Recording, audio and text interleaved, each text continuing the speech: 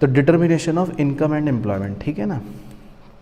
ये बेसिकली जो हमारे बहुत ही महान इकोनॉमिस्ट थे कीन्स, उनकी थ्योरी पर बेस्ड ये पूरा चैप्टर है, ठीक है ना। तो वो टॉपिक वाइज टॉपिक सारे करवाता हूँ आपको, बिल्कुल तसल्ली से सीट बेल्ट बांध के बैठो। सबसे पहले हम शुरू करेंगे, जो पहला टॉपिक है उसका नाम है एग्रीगेट डिमांड, ठीक है। कीन्स ने क्या बताया? कीन्स ने ये बताया कि भाई देखो, हम नेशनल इनकम पढ़ते ही हैं और उसके अंदर आपने एक्सपेंडिचर मेथड पढ़ाई है। तो देखो कीन्स ने कितनी अच्छी बात बताई। कीन्स ने कहा कि पूरी इकनॉमी में जो हम गुड्स और सर्विसेज पर टोटल खर्चा करते हैं, एक तरह से वही टोटल डिमांड है। देखो आप जिस चीज़ की डिमांड करते हो तो भाई वो खरीदते हो, ऐसी वो खरीदता है, वो खरीदता है, मतलब सब खरीदते हैं। तो पूरी इकनॉमी जो खर्चा कर रही है ना गुड्स और सर्विसेज पे, उसको उन्होंने नाम दिया इट इज़ एग्रीगेट डिमांड। अब आपने अभी अभी जब एक्सपेंडिचर मेथड पढ़ा तो टोटल एक्सपेंडिचर में क्या चार बातें पढ़ी थी? प्लस, हाँ, प्लस नेट एक्सपोर्ट, है ना, यही पढ़ी थी ना चार बातें एक्सपेंडिचर मेथड के हिसाब से। तो देखो कीन्स की थ्योरी में भी एग्रीगेट डिमांड के यही चार कंपोनेंट्स हैं। PFCE को हम बोल देते हैं C, मतलब कंजम्पशन का खर्चा। GFCE को हम बोल देते हैं G, मतलब गवर्नमेंट का खर्चा। GDCF को हम बोल देते हैं I, मतलब इन्वेस्टमेंट का खर्चा। और नेट एक्सपोर्ट्स को तो नेट एक्सपोर्ट्स ही बोलते हैं।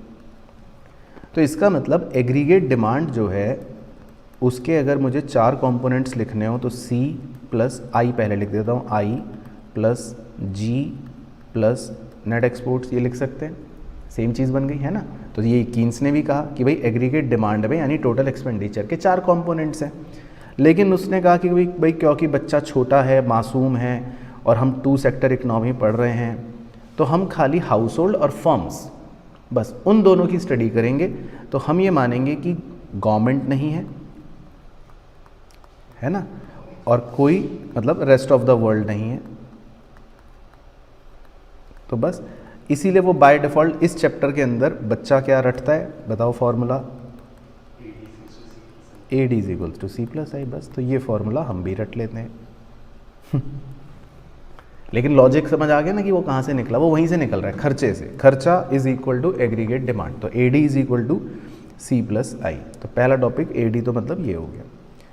लेकिन AD = C + I से हमें दो चीज़ें पता चली कि C क्या है और I क्या है, इनके बारे में पता होना चाहिए, है ना।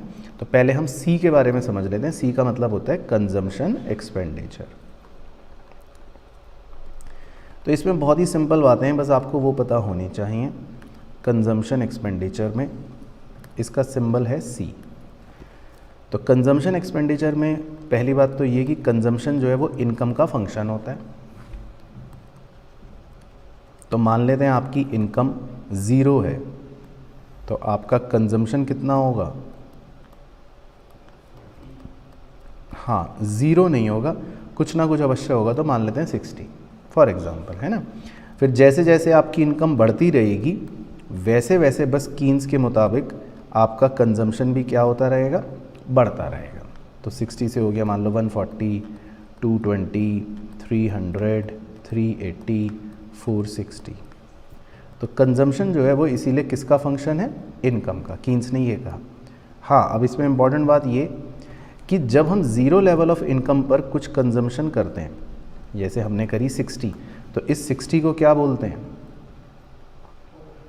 Autonomous consumption. इसका सिंबल होता है C⁻, है ना। तो इस 60 को हम बोलते हैं ऑटोनॉमस कंजम्पशन। और जब तक एक चीज़ नोटिस करो कि कंजम्पशन की वैल्यू जो इंक्रीज़ हो रही है वो कौन से रेट से इंक्रीज़ हो रही है? 80 कांस्टेंट रेट से इंक्रीज़ हो रही है ना। तो क्योंकि कंजम्पशन की वैल्यू कांस्टेंट रेट से इंक्रीज़ हो रही है, तो इसीलिए जो कंजम्पशन का कर्व है ना, अगर हम उसको बनाएंगे, एक्स एक्सिस पर मान लो हम लिख रहे हैं इनकम, वाई एक्सिस पर मान लो हम लिख रहे हैं कंजम्पशन, तो वो बिल्कुल कांस्टेंट रेट से ऊपर बढ़ेगा। तो इसीलिए कंजम्पशन का कर्व ऐसा बनता है, स्ट्रेट लाइन, है ना। तो ये उसकी शेप हो गई। बाकी एक छोटा सा फॉर्मूला है कि स्लोप क्या है इस कंजम्पशन कर्व का, तो उसका फॉर्मूला बताओ क्रिश, कंजम्पशन कर्व के स्लोप का। ΔC/ΔY। यानी change in consumption upon change in income, हाँ, जिसको हम आगे जाके MPC कहेंगे। तो लिख ही देता हूँ, चलो यहाँ अब तो पता ही है, और MPC। तो स्लोप जो होता है कंजम्पशन कर्व का, उसका फॉर्मूला बन गया delta C by delta Y, यानी कि MPC, marginal propensity to consume. अब मैथमेटिकली कीन्स ने कंजम्पशन को निकालने का एक मैथमेटिकल फॉर्मूला भी बता रखा है, वो क्या है? Very good, C bar plus BY। तो C बार आपको पता ही है ऑटोनॉमस कंजम्पशन, B का मतलब क्या?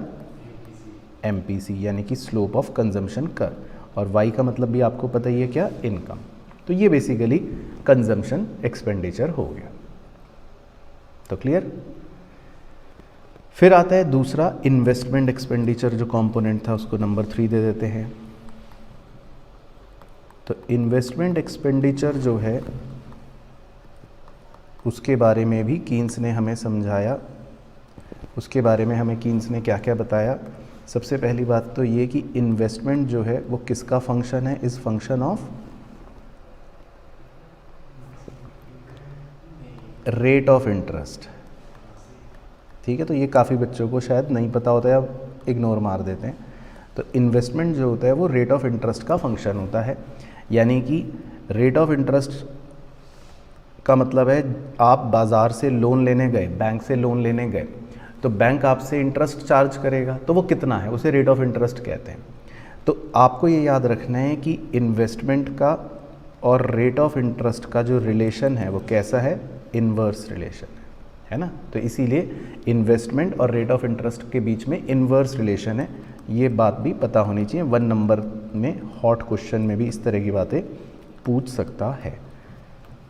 अच्छा, लेकिन कीन्स की बातों को समझने के लिए उसने ये बताया कि इन्वेस्टमेंट जो है वो 2 प्रकार की होती है। बताओ कौन कौन सी?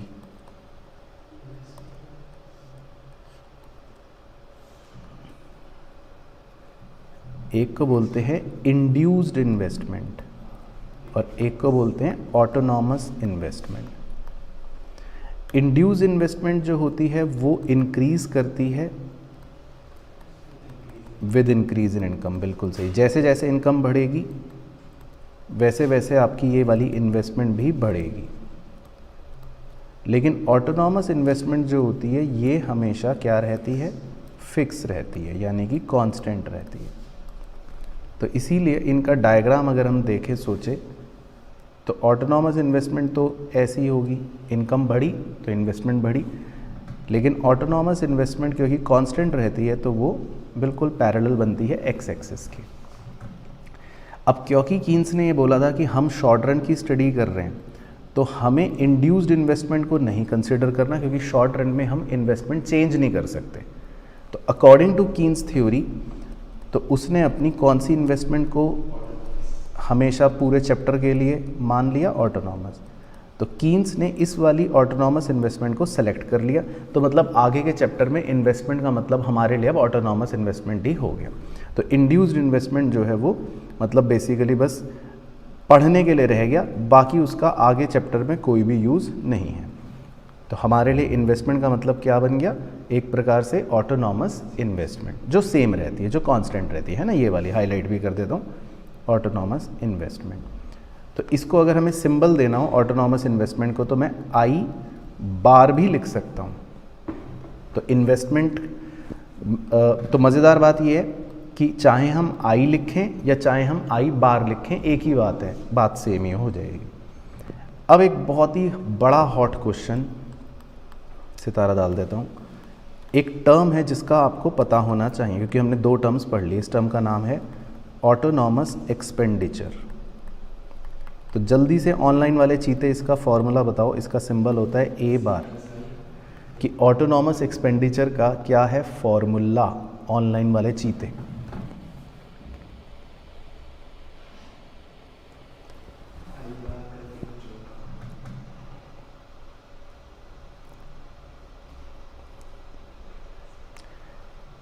हाँ, बाकी एक बच्चे ने पूछा था इन्वर्स रिलेशन क्या है। इन्वर्स रिलेशन मतलब ये कि रेट ऑफ इंटरेस्ट अगर ज़्यादा होगा तो हम कम लोन लेंगे, कम लोन लेंगे तो कम इन्वेस्ट करेंगे। तो इसलिए रेट ऑफ इंटरेस्ट का ना इन्वेस्टमेंट के साथ इन्वर्स रिलेशन होता है। Very good. तो सही आंसर आने शुरू हो गए हैं। अविनाश, कविता, सही। तो इसका फॉर्मूला होता है, क्रिश तुम भी याद रखना, ऑटोनॉमस कंजम्पशन, है ना, ऑटोनॉमस कंजम्पशन मतलब सी बार प्लस ऑटोनॉमस इन्वेस्टमेंट यानी कि आई बार या आई, कुछ भी कह सकते हो। तो autonomous consumption plus autonomous investment को हम कहते हैं ऑटोनॉमस एक्सपेंडिचर यानी कि ए बार। तो ये मतलब एक अच्छा यूनिक पॉइंट बन गया, 1 नंबर में भी पूछ सकता है, बाकी हमें पता होना चाहिए। ठीक है, वेरी गुड, बच्चों का भी सही हो गया। ठीक है, तो क्लियर हो गई कहानी। तो C हो गया, I हो गया, और C प्लस I को जोड़कर हमारा AD बन जाता है। तो मतलब एक छोटा सा अगर डेरिवेशन करना हो तो वो यहाँ कर देता हूँ। तो हमारा जो C होता है, C यानी कंजम्पशन, वो ऐसा होता है। हमारा जो I होता है वो पैरेलल टू एक्स एक्सेस होता है, मतलब कि ऐसा होता है। तो C प्लस I को जब हम जोड़ेंगे तो रेड कलर का हमारे पास AD कर्व डिराइव हो जाएगा। तो वो AD कर्व आपको इस तरह का नज़र आ जाएगा। तो इसका मतलब अब ये पता हो गया इससे हमें कि कंजम्पशन और AD ये दोनों क्या हैं आपस में, ये दोनों कर्व बताओ, पैरेलल टू ईच अदर, बिल्कुल सही। और इन दोनों के बीच में ये जो गैप है, ये जो डिफरेंस है, ये क्या डिनोट कर रहा है, इन्वेस्टमेंट, बिल्कुल सही। तो AD और C जो हैं वो दोनों कर्व्स क्या हैं, पैरेलल। तो ये लिख देता हूँ, AD and C are parallel. ठीक है ना। तो ये है आपका एक तरह से पूरा AD। ठीक है, तो AD का एक बार बच्चों बता दो, AD याद आ गया, एक बार AD का थम्स अप भेज देना कि AD याद आ गया। AD के साथ साथ C और I वो दोनों भी उसी के साथ हो गए। चलो यहाँ तक ओके, ठीक है। ओके, एक बच्चा कह रहा है सर कोहली ने सेंचुरी मार दी। चलो बहुत बहुत बधाई कोहली को और कोहली के परिवार को। तो कोहली ने जिस प्रकार से अपने परिवार का नाम रोशन करा, उसी प्रकार से आप भी कुछ ऐसा कार्य करें कि आपके परिवार का भी नाम रोशन हो। ठीक है, यहाँ तक क्लियर है। चलो ओके बच्चों, ओके। अब देखो नंबर 4, अगला टॉपिक है, वो भी बिल्कुल इसी की तरह है, वो कर लेते हैं कवर। उसका नाम है एग्रीगेट सप्लाई। अब एग्रीगेट सप्लाई का मतलब होता है कि जो भी टोटल आउटपुट है हमारा गुड्स एंड सर्विसेज, उनकी मनी वैल्यू। अब मज़ेदार बात ये होती है कि वो सेम परिभाषा हमारी नेशनल इनकम की भी है। तो इसीलिए एग्रीगेट सप्लाई को मतलब हम ये भी कह सकते हैं कि ये नेशनल इनकम ही है। तो इसीलिए एग्रीगेट सप्लाई का सिंबल भी क्या होता है, वाई होता है। तो aggregate supply is basically income only या वाई ओनली। तो हम कह देते हैं ये एग्रीगेट सप्लाई है। लेकिन हाँ, इनकम के 2 कंपोनेंट्स होते हैं। तो वो क्या क्या होते हैं, तो हम कह देते हैं कि y is equal to C plus S. बिल्कुल सही। तो सप्लाई के या इनकम के, एग्रीगेट सप्लाई के या इनकम के 2 कंपोनेंट हैं, सी प्लस एस। सी तो हमने पढ़ ही लिया, एस का मतलब क्या है बस वो बता दो, सेविंग। तो वो हम नंबर 5 डाल के कर लेते हैं। एस का मतलब है सेविंग्स। तो देखो सेविंग्स के बारे में कीन्स बाबू ने क्या कहा। तो saving is a function of income, पहली बात तो ये। तो इसका मतलब ये है कि मान लो आपकी इनकम 0 है तो आपकी सेविंग्स कितनी होंगी, 0 नहीं होंगी, नेगेटिव होंगी, हाँ है ना, माइनस मान लो 60। फिर जैसे जैसे इनकम बढ़ेगी, जैसे जैसे इनकम बढ़ेगी तो इनकम के बढ़ने पर फिर आपकी इनकम क्या, आपकी क्या होगी, सेविंग्स मतलब हाँ जो भी होंगी बढ़ती रहेंगी। तो मान लो वो बढ़ रही हैं, 0 हो गई, उसके बाद 60 हो गई, 120 हो गई, 180 हो गई, 240 हो गई, मतलब फिर वो लगातार बढ़ती रहेंगी। लेकिन सेविंग जो है वो शुरू में नेगेटिव भी होती है, ये इसमें इम्पॉर्टेंट बात है। और जो नेगेटिव सेविंग्स होती है उसको हम क्या टर्म देते हैं, डिसेविंग, और इसका रीज़न यही है क्योंकि ज़ीरो इनकम होने पर हमने कुछ खर्चा करा था, वही सेविंग में से घट रहा है, तो ये इसलिए इसको बोल देते हैं डिसेविंग्स। तो इसीलिए अगर इसका हमें कर्व बनाना हो अकॉर्डिंग टू कीन्स भाई,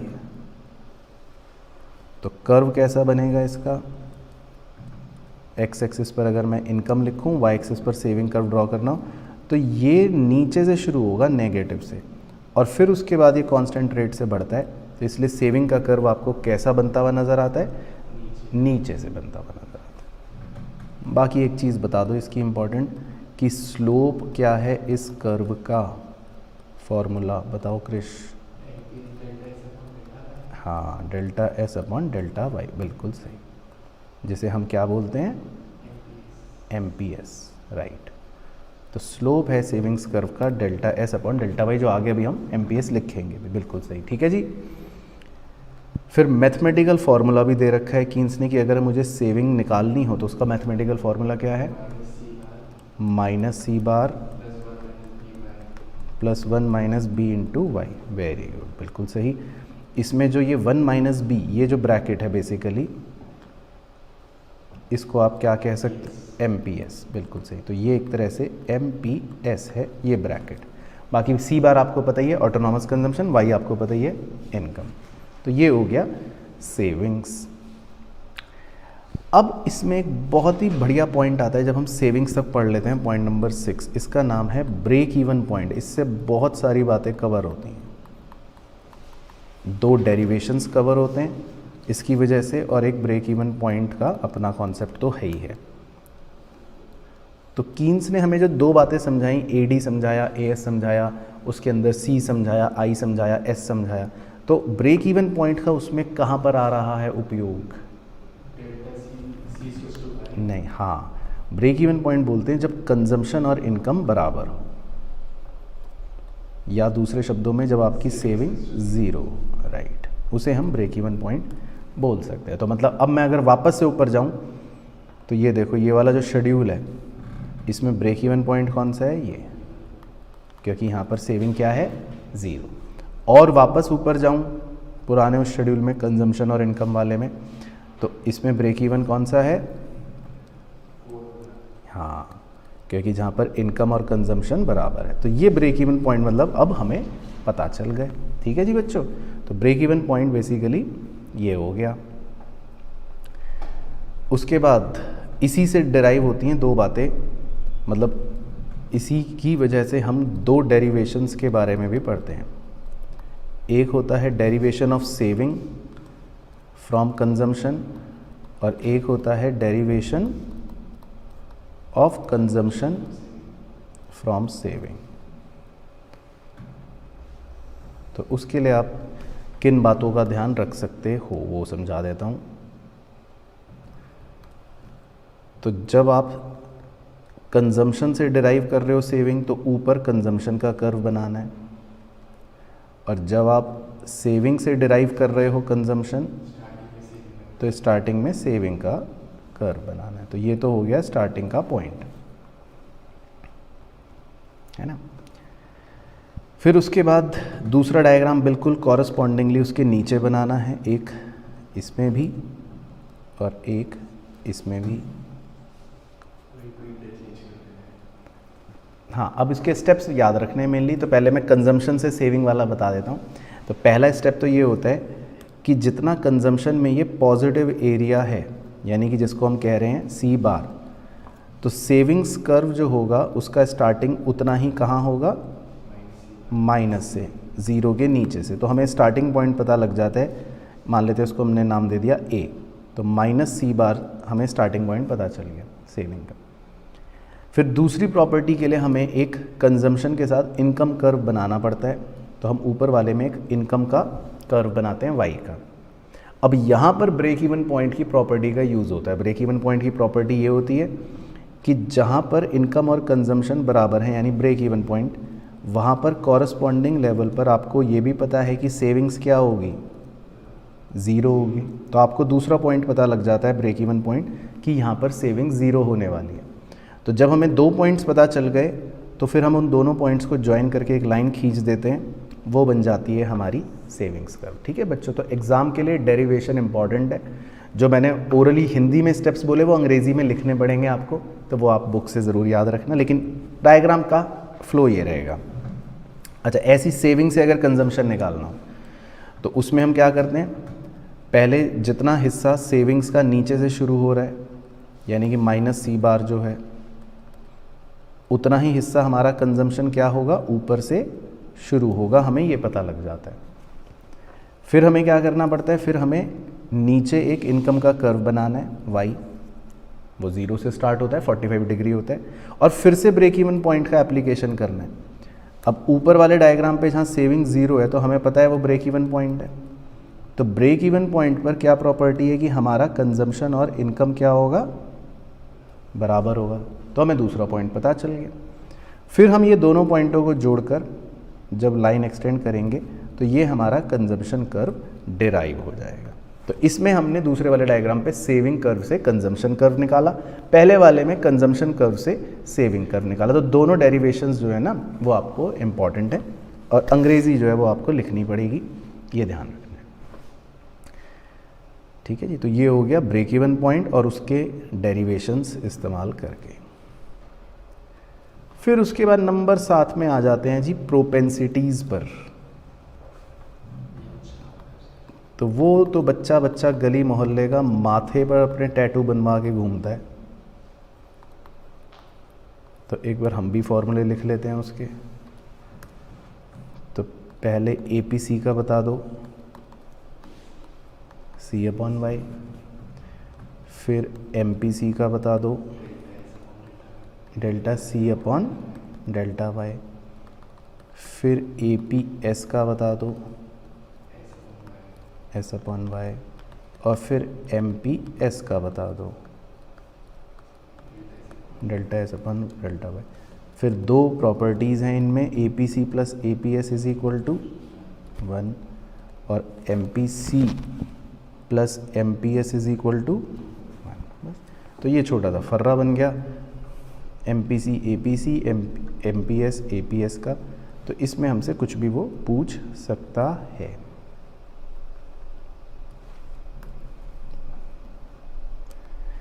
चलो, तो पहले यहाँ तक बता दो जी, यहाँ तक सब बच्चों को याद आ गया, ऑनलाइन वाले बच्चों को यहाँ तक ओके है, यहाँ तक फॉर्मूले सब जाने पहचाने लग रहे हैं, कहानी ओके।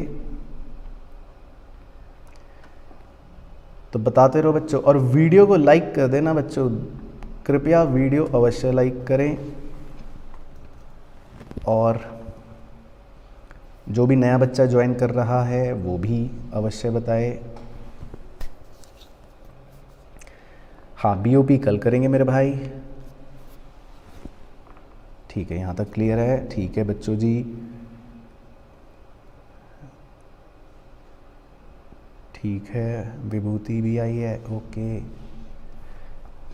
ठीक है। उसके बाद लास्ट में हमें क्वेश्चंस भी करने हैं, ठीक है। तो अभी अपनी हिम्मत को छोड़ने का नहीं है, पढ़ने का है मेरे साथ। चलो ठीक है, तो MPC APC MPS और APS है ना, ये 4 बातें हो गई ये वाली। अब उसके बाद नंबर 8 जो है, नंबर 8 से हमारी कुछ बड़ी चीज़ें शुरू होती हैं। उसमें जो पहला मेन टॉपिक है वो है हमारा बड़ी चीज़ों में इन्वेस्टमेंट मल्टीप्लायर। इन्वेस्टमेंट मल्टीप्लायर, इसको पता है क्या भी बोलते हैं, इसको बोलते हैं आउटपुट मल्टीप्लायर।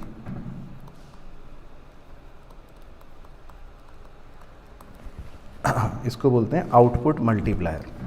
तो ये मैं बता देता हूँ कि क्या है कहानी इसकी, ठीक है, ये ध्यान से सुनना। तो देखो, इसका कॉन्सेप्ट तो ये है कि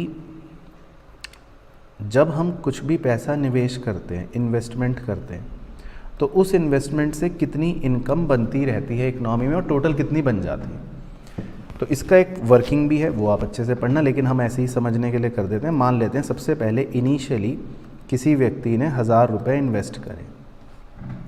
अब जैसे ही वो व्यक्ति 1000 रुपये इन्वेस्ट करेगा तो वो किसी और दूसरे आदमी की इनकम बन जाएगी। भाई मैंने कुछ सामान खरीदा तो आपकी इनकम हो गई। अब हर आदमी अपनी इनकम में 2 काम करता है, क्या क्या? खर्चा करेगा और बचत करेगा। तो तो हम मान लेते हैं, एज्यूम कर लेते हैं, मान लेते हैं MPC यानी जो खर्चा आप करते हो वो 80% करते हो, उसको हम कह सकते हैं MPC 0.8, एज्यूम कर लिया। तो आप 800 रुपये खर्च कर दोगे और 200 रुपये सेव कर लोगे।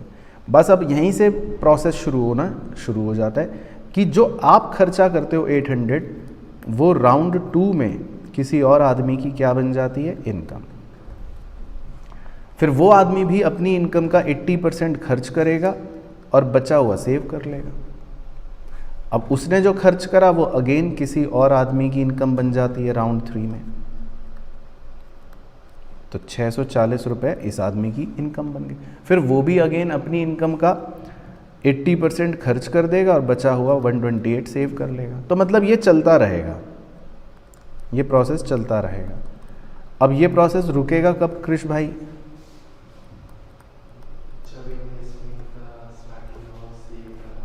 हाँ, जब इन्वेस्टमेंट जो है वो सेविंग के बराबर हो जाएगी। मतलब जब इन्वेस्टमेंट का 1000 रुपये का टोटल सेविंग के भी 1000 रुपये के टोटल के बराबर हो जाएगा, तो ये प्रोसेस रुक जाता है।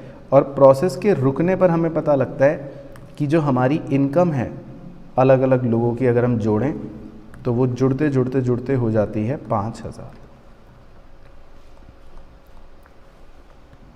तो बस, तो ये वर्किंग होती है। बाकी फॉर्मूले हैं वो आपको याद रखने हैं इन्वेस्टमेंट मल्टीप्लायर के 3। एक है delta Y by delta I, यानी कि इनकम में 5000 का जो चेंज आया और इन्वेस्टमेंट में 1000 का जो चेंज आया, इसका मतलब हम कह सकते हैं इन्वेस्टमेंट मल्टीप्लायर है 5 गुना। और मुझे ये पहले से ही पता था ये 5 गुना है दूसरे फार्मूले की मदद से। दूसरा फार्मूला क्या होता है? हाँ, 1/1 माइनस MPC। तो हमारे पास MPC था 0.8 जो हमने एज्यूम करा था, तो उसकी मदद से मुझे पहले ही पता था कि ये 5 गुना है। बाकी क्योंकि हमने पहले एक प्रॉपर्टी पढ़ रखी है तो 1/1 माइनस MPC को हम 1/MPS भी लिख सकते हैं, आंसर सेम ही आता है। तो ये इसके 3 फॉर्मूले हैं इन्वेस्टमेंट मल्टीप्लायर के। अब इसमें जो हॉट क्वेश्चन आएगा कृष बाबू वो ये कि इन्वेस्टमेंट मल्टीप्लायर और MPC का रिलेशन पूछ सकता है कैसा है, या इन्वेस्टमेंट मल्टीप्लायर और MPS का रिलेशन पूछ सकता है कैसा है। तो K और MPC का कैसा रिलेशन है? K और MPC का है डायरेक्ट रिलेशन, बिल्कुल सही।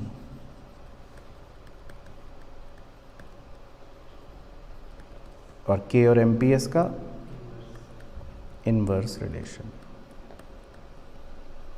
ठीक है, बिल्कुल सही।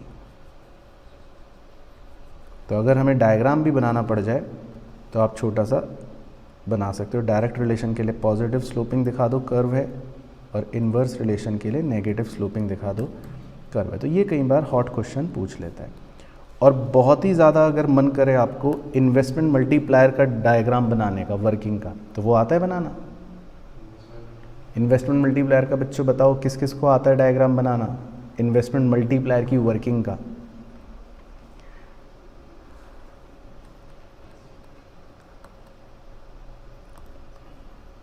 नोट्स बच्चों आपको मिल जाएंगे क्लास के बाद टेलीग्राम चैनल पर।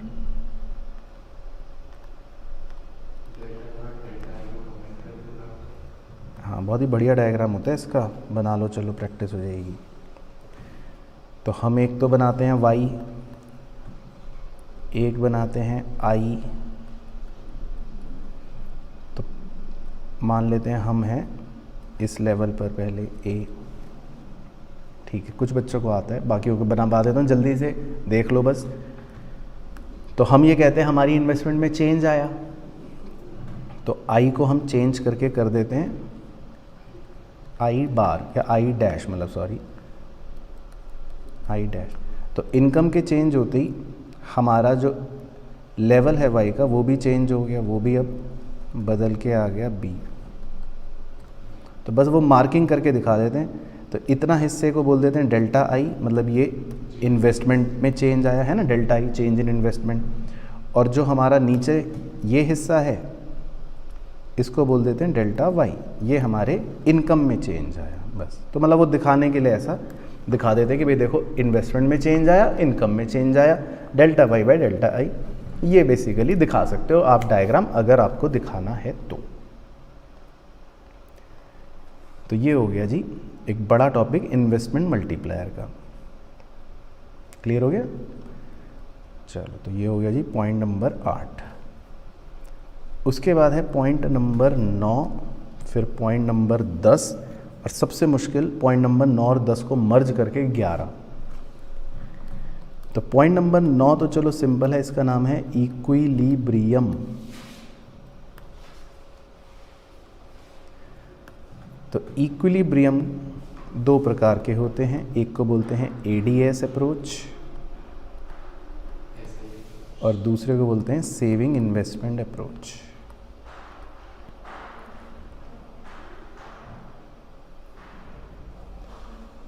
तो एडीएस अप्रोच क्या कहती है कि ये हमारा एएस का कर्व है, ये हमारा एडी का कर्व है, तो इक्विलिब्रियम कहाँ होगा? जहाँ दोनों बराबर। और सेविंग इन्वेस्टमेंट अप्रोच भी वेरी सिंपल, ये हमारा सेविंग का कर्व है, ये हमारा इन्वेस्टमेंट का कर्व है, तो हमारा इक्विलिब्रियम कहाँ होगा? जहाँ दोनों इक्वल। सिंपल। शेड्यूल आप बना ही लोगे, नोट्स वाला भी बना सकते हो, वो तो अपने आप हो जाएगा।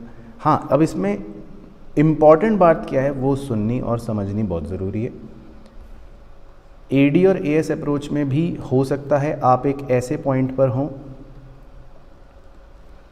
यानी कि जहाँ पर एडी बड़ा है एएस से, और हो सकता है आप एक ऐसे पॉइंट पर हो जहाँ पर एडी छोटा है एएस से। तो वो ये पूछेगा कि ऐसे में आप क्या करोगे। तो अगर एडी छोटा है, एडी बड़ा है एएस से, तो बताओ कृष भाई हमें क्या करना चाहिए? प्रोड्यूसर क्या करेगा अगर पहली वाला केस सिचुएशन कम है? तो प्रोड्यूसर को क्या करना चाहिए? हाँ, तो प्रोड्यूसर विल इंक्रीज प्रोडक्शन। बिल्कुल सही कृष भाई, ये ध्यान रखना है। और अगर दूसरी वाली सिचुएशन है तो वो क्या करेगा?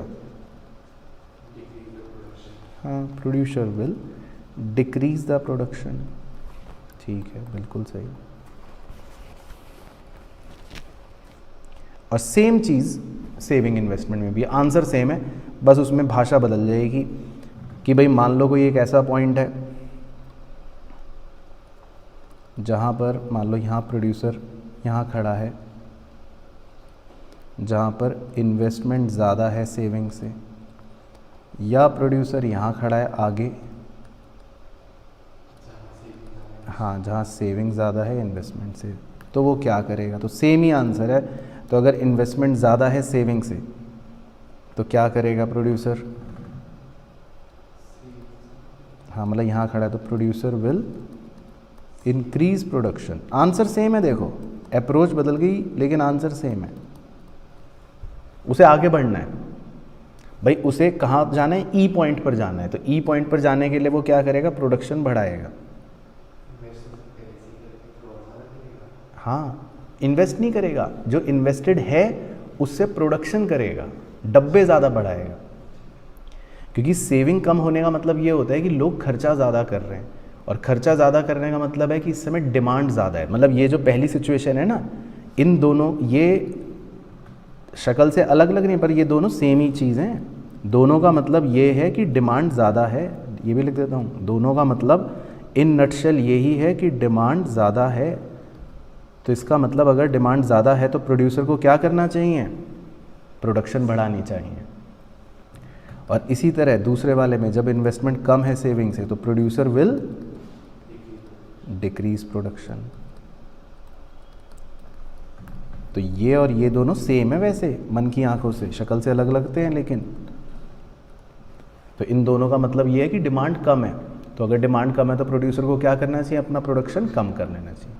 तो यही तो मेन चीज़ याद रखनी है ना। बाकी डायग्राम शेड्यूल तो बच्चा चेप लेता है आगे पीछे से, लेकिन जब इनइक्वालिटीज़ होती हैं तब क्या करना है प्रोड्यूसर को, ये इंपॉर्टेंट है। तो ठीक है प्यारे बच्चों, आप भी याद रखेंगे इन दोनों केसेस में प्रोड्यूसर इंक्रीज करेगा प्रोडक्शन, और उन दोनों केसेस में प्रोड्यूसर डिक्रीज करेगा प्रोडक्शन। चलो तो एक बार यहाँ तक बता दो, ये याद आ गया बच्चों जी?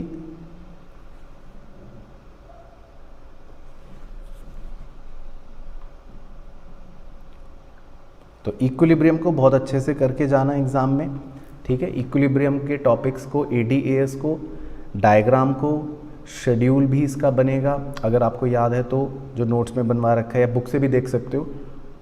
तो इससे आपसे क्वेश्चन पूछ सकता है, काफ़ी इंपॉर्टेंट है, चाहे ADAS अप्रोच पूछे, चाहे इन्वेस्टमेंट या सेविंग अप्रोच पूछे।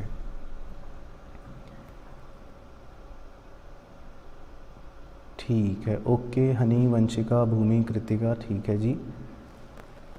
Manju, Nikhil, okay, all right, Vedant, ठीक है।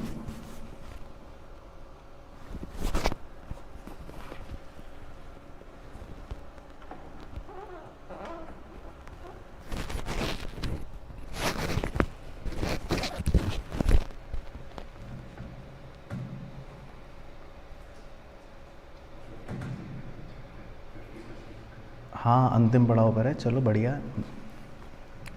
तो ये हो गया अपना इक्विलिब्रियम नंबर 9। नंबर 10 बहुत ही छोटा सा टॉपिक है, लेकिन नंबर 11 में उसका बहुत यूज़ आएगा।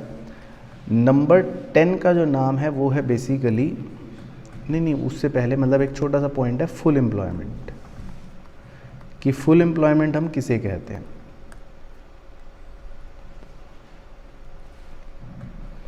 तो फुल एम्प्लॉयमेंट सिचुएशन समझने के लिए हमें थोड़ा सा कीन्स की बातों पर जाना पड़ेगा। तो फुल एम्प्लॉयमेंट का मतलब मान लेते हैं जैसे देश में टोटल 5 लोग हैं, ठीक है, और पहला आदमी जो है वो तो नॉट विलिंग टू वर्क, वो काम नहीं करना चाहता। तो जो खुद ही काम नहीं करना चाहता उस आदमी को हम क्या कहते हैं?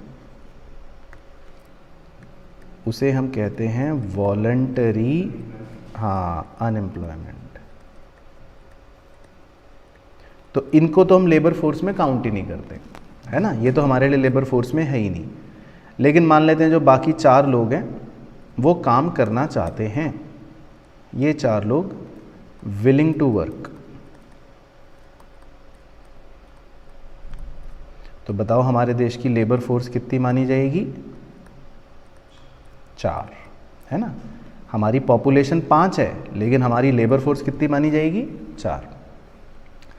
अब इन लेबर फोर्स में से मान लेते हैं पहले आदमी के पास काम है, दूसरे आदमी के पास भी काम है, लेकिन तीसरा आदमी के पास काम नहीं है, और चौथे आदमी के पास भी काम नहीं है। मतलब ये दोनों नॉट वर्किंग, ये काम नहीं कर रहे हैं, नो जॉब इन दोनों के पास। तो इन दोनों को क्या कहेंगे हम? Involuntary unemployment. Very good, involuntary unemployment. तो बस एक कॉन्सेप्ट ये बन गया फुल एम्प्लॉयमेंट का, कि जिस दिन इन दोनों को भी नौकरियां मिल जाएंगी, मान लो चारों जने काम कर रहे हो, तो क्या बोलोगे? Full employment. मतलब अगर इन चारों को नौकरियां मिलने आए, मतलब चारों जने अगर ये काम कर लें नीले वाले, तो क्या बोलेंगे? Full employment. तो फुल एम्प्लॉयमेंट का मतलब है चारों काम करें।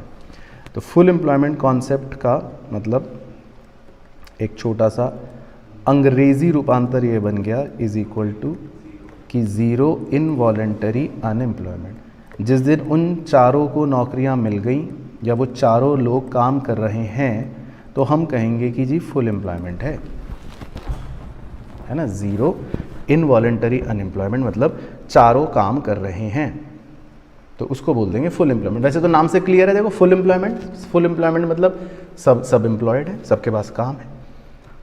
तो टॉपिक 10 जो है वो तो एक छोटा सा है। अब टॉपिक 11 में हमें टॉपिक 9 और 10 को मर्ज करना पड़ता है। तो वहां से बन जाते हैं 2 बातें, टाइप्स ऑफ इक्विलिब्रियम। 2 प्रकार के इक्विलिब्रियम होते हैं। कैसे? आइए, हाँ देखो, अब हमारे देश का कोई फुल एम्प्लॉयमेंट लेवल होता है, हम उसको मान लेते हैं, मार्क कर देते हैं F। F लेवल का मतलब है फुल एम्प्लॉयमेंट लेवल। हर देश का अपना अपना एक फुल एम्प्लॉयमेंट लेवल होता है। तो मान लेते हैं मैं 2 एग्जांपल्स ले रहा हूँ, तो 2 एग्जांपल्स में मैं फुल एम्प्लॉयमेंट लेवल मार्क कर लेता हूँ, ठीक है ना। F का मतलब है ये फुल एम्प्लॉयमेंट लेवल है ना, लिख भी देता हूँ। OF मतलब फुल एम्प्लॉयमेंट लेवल। तो इस लेवल पर देश में सबके पास नौकरी होंगी, ठीक है। अब देश में इक्विलिब्रियम जो है वो भी अपना AD और AS अप्रोच से हमने बनाया था। जैसे दोबारा बना लेते हैं, ये AS कर्व है ना 45 डिग्री वाला, और एक AD कर्व बना लेते हैं थोड़ा ऊपर से, ये AD कर्व है।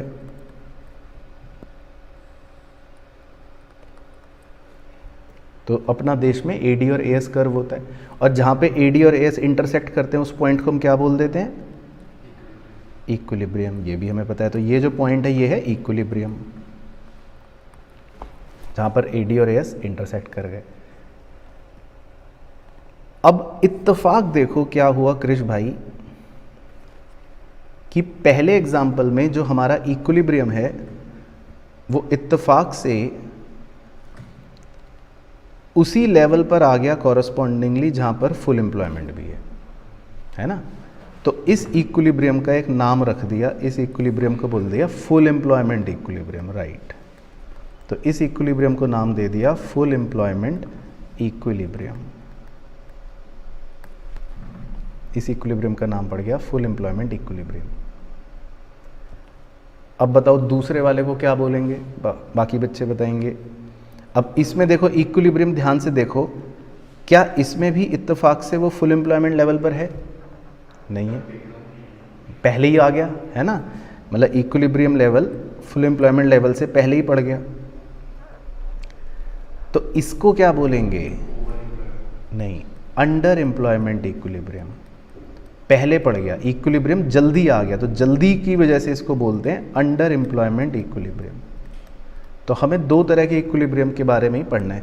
ओवर एम्प्लॉयमेंट इक्विलिब्रियम भी मतलब किताबों में होता है, पर आपको नहीं पढ़ना, वो हम अलग से डिस्कस करते हैं। तो इसको हम बोलते हैं अंडर एम्प्लॉयमेंट इक्विलिब्रियम। तो ये हो गए basically 2 types of equilibrium, full employment equilibrium और अंडर एम्प्लॉयमेंट इक्विलिब्रियम, ठीक है। तो ये हो गया जी। फिर इसके बाद जो अगला टॉपिक है वो है हमारे लिए इसी का एक्सटेंशन, उसको कर लेते हैं। जैसे पहला टॉपिक होता है एक्सेस डिमांड। तो एक्सेस डिमांड में बेसिकली आपको किन बातों का ध्यान रखना है, एक ही डायग्राम से इसकी सारी कहानी कवर हो जाएगी। एक्सेस डिमांड का मतलब ये है बेसिकली कि जैसे मान लो हमारा कोई फुल एम्प्लॉयमेंट लेवल है, वही OF, ठीक है जी।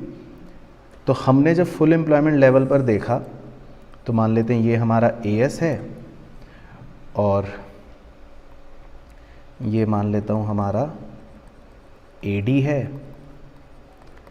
तो जब हमने फुल एम्प्लॉयमेंट लेवल पर देखा कृष भाई, ये देखो यहाँ से ऊपर देखेंगे तो AS छोटा है और AD ज़्यादा है। मतलब आप कह सकते हो कि AD is greater than AS at full employment level, है ना। तो अगर फुल एम्प्लॉयमेंट लेवल पर AD ग्रेटर होता है AS से, तो बस उस सिचुएशन को हम क्या बोल देते हैं, एक्सेस डिमांड। उस सिचुएशन को हम बोल देते हैं एक्सेस डिमांड। और अगर मैं ये एक एग्रीगेट डिमांड बनाऊं कि जो एक्चुअल वाले से थोड़ा कम होता, मान लो पर्पल कलर से बनाऊं कि अगर मेरा aggregate demand curve AD dash होता फॉर एग्जांपल, तो फिर क्या एक्सेस डिमांड होती देश में? फिर नहीं होती, फिर तो दोनों सेम बिंदु पर मैच कर रहे होते। तो AD और AD डैश के बीच में ये जो गैप है, मतलब इन दोनों एग्रीगेट डिमांड कर्वों के बीच में ये जो गैप है, जो मैं येलो कलर कर रहा हूँ, इस गैप को क्या बोलते हैं? Inflationary gap, right. इस गैप को बोलते हैं इन्फ्लेशनरी गैप। तो एक्सेस डिमांड के कॉन्सेप्ट में आपका इन्फ्लेशनरी गैप भी छुपा होता है, ठीक है प्यारे बच्चों। तो डायग्राम की प्रैक्टिस कर लेना, जो जितने भी चीते हैं ना कि मुझे तो आता है, मैं तो माहिर हूँ तो माहिर तो आप हो नंबर कटवाने में, लेकिन चीते तो आप हो लेकिन चीतापना करने में। तो डायग्राम की प्रैक्टिस करके जाना, ये नहीं कि मेरा देख के कह रहे हो हाँ हाँ हाँ ये तो मुझे भी आता है, आपको हाथ से बनाने हैं 2-3 बार, ठीक है ना। अब इसमें 2 बातें, एक तो वो रीज़न पूछता है कि आखिर देश में एक्सेस डिमांड हो क्यों गई, और दूसरा वो ये भी पूछ लेता है हाँ कि इसके प्रभाव बताओ देश पर क्या पड़ेंगे। वो बाद में करेंगे, करेक्ट करना भी पूछता है लेकिन करेक्शन बाद में करते हैं। तो एक्सेस डिमांड के रीज़न तो आप क्या लिख सकते हो, वेरी सिंपल, जो एडी के 4 कंपोनेंट्स थे ना, उन चारों को लिख दो कि वो बढ़ गए। पहला कंपोनेंट क्या था, increase in consumption expenditure, increase in government expenditure, increase in investment expenditure, increase in net export. 4 तो वहाँ से चेप लिए। एक बुद्धिमता का अगर लिखना हो तो आप लिख सकते हो increase in money supply, right, और एक आप लिख सकते हो डिक्रीज इन टैक्सेस, टैक्स कम हो गए। तो इन 6 रीज़नों से डिमांड बढ़ जाती है। और फिर इसका अगर वो इफ़ेक्ट पूछ लेगी, इसका इफ़ेक्ट क्या पड़ता है, ऑब्वियसली इन्फ्लेशन, यानी कि प्राइजेस बढ़ जाएंगे क्योंकि एक्सेस डिमांड है। प्राइजेस के बढ़ने की वजह से जो कंज्यूमर है वो क्या होगा, दुखी, उसको लॉस होंगे। प्राइजेस के बढ़ने से जो प्रोड्यूसर है वो क्या होगा, खुश, उसको प्रॉफिट्स हो जाएंगे। और एक स्पेशल पॉइंट इसमें होता है वेज प्राइस स्पाइरल, कि प्राइस के बढ़ने से वेजेस बढ़ेंगी, वेजेस के बढ़ने की वजह से क्योंकि प्रोडक्ट के दाम महंगे हो गए तो प्रोड्यूसर्स को प्राइस और बढ़ाने पड़ जाएंगे, तो इस वजह से जब दोबारा से प्राइस बढ़ेंगे तो दोबारा से मजदूर कहेंगे वेजेस बढ़ा दो। तो मतलब कई बार इकोनॉमी एक ऐसे विशियस सर्कल में आ जाएगी कि वेज के बढ़ने से प्राइस बढ़ेगा, प्राइस के बढ़ने से वेज बढ़ेगी, फिर वेज के बढ़ने से प्राइस बढ़ेगा, प्राइस के बढ़ने से, मतलब ये चलते चलते आदमी पागल हो जाएगा। तो बेसिकली ये हो गए जी रीज़न और इफ़ेक्ट्स। अब बिल्कुल सेम लाइंस पर क्या बनेगा, नंबर नहीं, उसे बोलते हैं डेफिशिएंट डिमांड। तो डेफिशिएंट डिमांड का डायग्राम बनाओ जल्दी, मेरे से जल्दी। जो भी ऑनलाइन का चीता है वो बना सकता है क्या डेफिशिएंट डिमांड का डायग्राम? तो कैसे बनाना है क्रिश? देखो उसका तरकीब सुन, देखते रहो स्टेप्स। सबसे पहले मार्क कर लिया अपना कोई एक OF लेवल है ना, मतलब वही फुल एम्प्लॉयमेंट लेवल। फिर बनाया अपना एक AS, वो तो 45 डिग्री लाइन। फिर हमें बनाना है एक AD, मान लो ये हमारा AD बन गया एक्चुअल वाला। अब फुल एम्प्लॉयमेंट लेवल पर खड़े होके देखो ऊपर क्या नज़र आ रहा है, हाँ AD छोटा है और AS ज़्यादा है ना। तो जब फुल एम्प्लॉयमेंट लेवल पर हमें को ये पता लगे कि AD छोटा है AS से, तो इस सिचुएशन को हम क्या बोल देते हैं, डेफिशिएंट डिमांड, है ना। बस ये करना है। बाकी अगर मान लो हमारा AD का कर्व पर्पल कलर से बनाऊं, AD डैश ऐसा होता, मान लो अगर मैं एग्रीगेट डिमांड कर्व को थोड़ा सा बढ़ाकर AD डैश बना दूं, तो फिर क्या ये डेफिशिएंट डिमांड होती इकोनॉमी में? नहीं, फिर तो बिंदी से बिंदी मैच कर गई। तो बस ये जो दोनों एग्रीगेट डिमांड्स के बीच में गैप है, मतलब लाल रंग वाले AD और पर्पल रंग वाले AD के बीच में ये जो गैप है, इस गैप को हम क्या बोलते हैं, डिफ्लेशनरी गैप, राइट। हाँ, तो AD डैश रिक्वायर्ड है और AD लाल वाला एक्चुअल था, तो इन दोनों के ADs के गैप को हम बोलते हैं डिफ्लेशनरी गैप। ठीक है प्यारे बच्चों, प्रैक्टिस ज़रूर करके देखना एक बार खुद से बना के।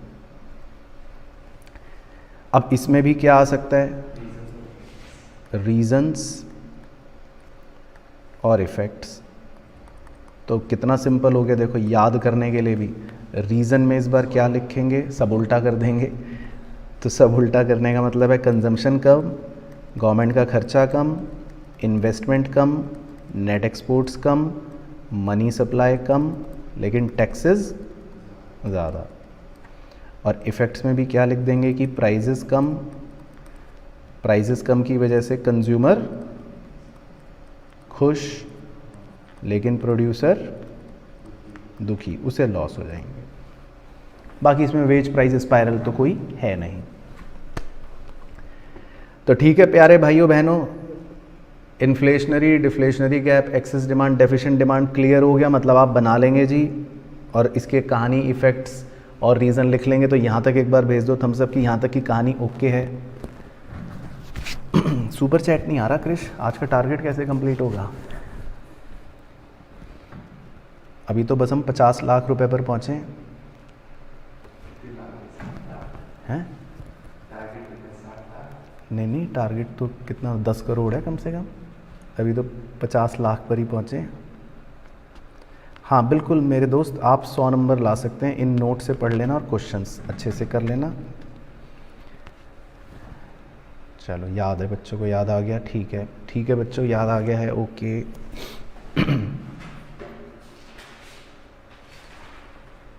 अब इसके बाद बताओ क्रिश कौन सा टॉपिक बच गया इसमें? बस आखिरी एक्स एंटे और एक्स पोस्ट, वो तो चलो एक छोटा टॉपिक है, लेकिन आखिरी मेन टॉपिक जो है वो तो करेक्शन का है ना। लेकिन चलो ठीक है, तो छोटा सा 14th टॉपिक लिख लेते हैं, एक्स एंटे और एक्स पोस्ट पता होना चाहिए, है ना, आ जाए बाय चांस। तो एक्स एंटे और एक्स पोस्ट बहुत ही सिंपल मतलब होता है। एक्स एंटे का मतलब क्या? प्लान्ड। और एक्स पोस्ट का मतलब क्या? एक्चुअल। तो जो हम प्लान करते हैं वो कब करते हैं? जब आप 12th में नए नए आए थे तो आपने क्या प्लानिंग करी थी कि इस साल आग लगा दूंगा, है ना। तो प्लान हमेशा कब होता है? बिगिनिंग ऑफ द पीरियड में। लेकिन जब आपका रिजल्ट आएगा, एक्चुअल पता चलेगा कि आप तो फेल हो 5 सब्जेक्ट में, तो एक्चुअल कब पता चलता है? एंड ऑफ पीरियड में। तो एक्स पोस्ट का मतलब है कि ये एक्चुअल वैल्यूज़ होती हैं जो पीरियड के अंत में पता चलती हैं, और एक्स एंटे का मतलब है कि ये प्लान्ड वैल्यूज़ हैं जो शुरू में पता चलती हैं, हाँ, किसी भी चीज़ की। तो अब देखो मज़ेदार बात ये है कि हम इस पूरे चैप्टर में CIS AD AS ये सब चीज़ें पढ़ते हैं ना, जो कीन्स ने हमें सिखाई। तो आपको पता है सारी की सारी स्टडी जो है, पूरी की पूरी कीन्स की स्टडी किस पर बेस्ड है? प्लान्ड पर बेस्ड है। तो कीन्स ने बेसिकली पूरी स्टडी एक्स एंटे पे कर रखी है, एक्स पोस्ट कुछ नहीं। मतलब इस चैप्टर में हम प्लानिंग कर रहे हैं, पोस्ट कुछ नहीं है, एक्स एंटे ही कर रहे हैं, एक्स पोस्ट कुछ भी नहीं है। ठीक है, नहीं रिया दीदी मैं तो मजाक कर रहा हूँ। एक्चुअल में जब आपका रिजल्ट आएगा तो सबकी रैंक 1 आएगी, क्योंकि इस बार सभी बच्चे सारे ही सब्जेक्टों में 100 लेकर आएंगे। तो CBSE वाले इस बार पागल हो जाएंगे कि हम करें क्या, कि ये तो सारे ही बच्चे 100 लेकर आ गए और वो भी 5 सब्जेक्ट में। तो इस बार तो बच्चों बवाल मच जाएगा समाज के अंदर, न्यूज़पेपर्स में, न्यूज़ में आतंक ही आतंक होगा कि भाई ये कैसे हो गया, इतने सारे बच्चों के 5 सब्जेक्ट में 100।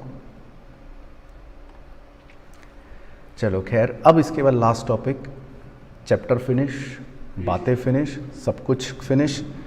हाँ, और इस पर क्वेश्चन आएगा ही। ये है मेजर्स टू करेक्ट, कि भाई क्या हथकंडे अपनाए जाएं करेक्ट करने के लिए। क्या करेक्ट करने के लिए? या तो एक्सेस डिमांड करेक्ट करवाने के लिए पूछेगा, या deficient demand correct. Excess supply कोई टर्म नहीं है, डेफिशिएंट डिमांड बोलते हैं बस। तो एक्सेस डिमांड या डेफिशिएंट डिमांड को करेक्ट कैसे करना है आपसे ये करवा सकता है वो। तो देखो उसके लिए एक होती है फिस्कल पॉलिसी। फिस्कल पॉलिसी किसे कहते हैं? जो कौन करती है? सरकार। तो सरकार के पास कुछ हथकंडे हैं जो वो फॉलो करती है। तो जो भी तुम्हें याद हो क्रिश वो बताना। जैसे पहला होता है टैक्सेस का। तो सरकार क्या करेगी एक्सेस डिमांड में? टैक्सेस का बढ़ा देगी, डेफिशिएंट डिमांड में कम कर देगी। दूसरा तरीका होता है गवर्नमेंट एक्सपेंडिचर का, खर्चे। सरकार अपने खर्चे क्या करेगी एक्सेस डिमांड में? कम कर देगी, डेफिशिएंट में बढ़ा देगी। तीसरा तरीका होता है सरकार के पास कि भाई लोगों से ना पैसा ले लो, लोगों से पैसा बोरो कर लो। तो एक्सेस डिमांड में क्या करेगी? बढ़ा देगी।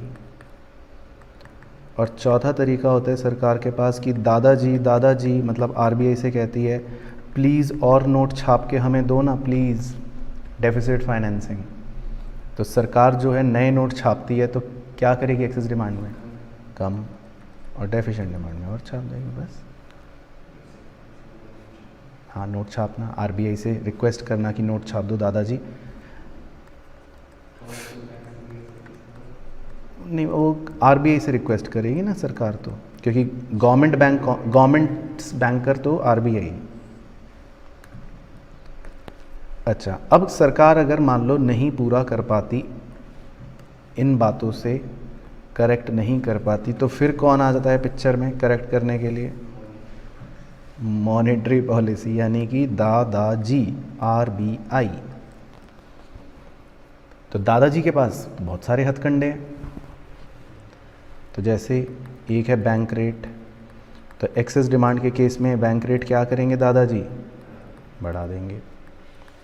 रेपो रेट क्या करेंगे दादाजी? बढ़ा देंगे। रिवर्स रेपो रेट क्या करेंगे दादाजी? बढ़ा देंगे। Very good. ये सब हम बैंकिंग में भी पढ़ेंगे, मतलब ऐसा नहीं है कि आपको लगे कि ये क्या है, तो डोंट वरी, ये बैंकिंग में भी डिटेल में पढ़ते हैं कि ये क्या होते हैं। इसके अलावा आरबीआई के पास एक और तरीका है, ओपन मार्केट ऑपरेशंस। तो अगर एक्सेस डिमांड चल रहा है तो क्या कर देगी वो? सिक्योरिटी सेल कर देगी। Very good. और डेफिशिएंट डिमांड चल रही होगी तो बाय कर लेगी। इसके अलावा सीआरआर या एसएलआर की रिक्वायरमेंट को क्या करेगी?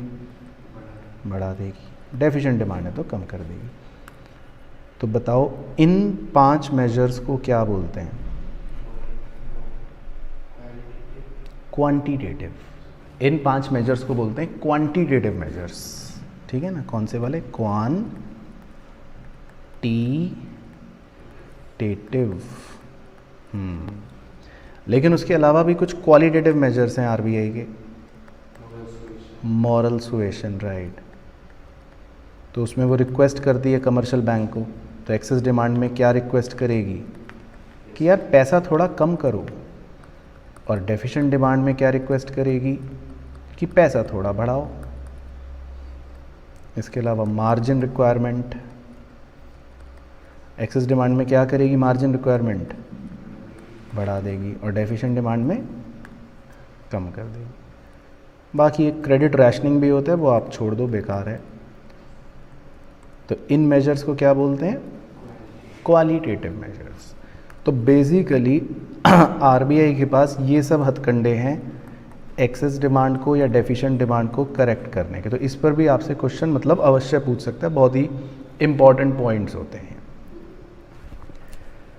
चलो, तो अब आप बता दो जी बच्चों जी, मेरे प्यारे प्यारे, कि आपको सारी बातें मेरे हिसाब से सारे टॉपिक इसमें कवर हो गए। कोई छूटा तो नहीं? क्रिश भाई देख लो बुक के हिसाब से, कोई भी नहीं छूटा। सब बच्चों को बिल्कुल अच्छे से सारे टॉपिक्स मतलब याद आ गए, रिवाइज हो गए। मेन चीज़ तो वही है।